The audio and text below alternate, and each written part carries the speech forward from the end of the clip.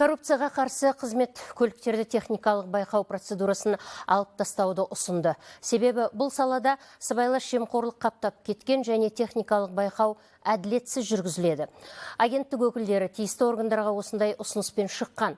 Тек өткен жылы 700-ден астам құқық бұзушылық тіркеліп, тех байқау өткізетін 88 оператор лицензиясынан айырылған.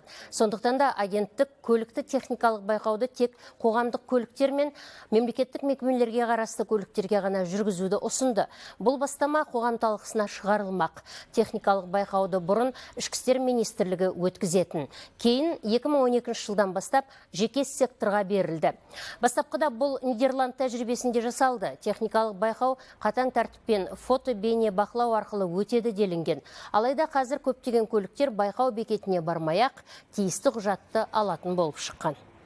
Нақты ұсыныс бойынша ол қазіргі форматтан бас тартып, оны қоғам белсенділерімен, жалпы қоғам мүшелерімен талқылай отырып, жаңа ыңғайлы осы сыбайлас жемқорлыққа жол бермейтін форматтағы түріне көшіру арқылы, яғни сол форматты біз тек дайындаған соң ғана бастауымыз керек деп ойлаймын.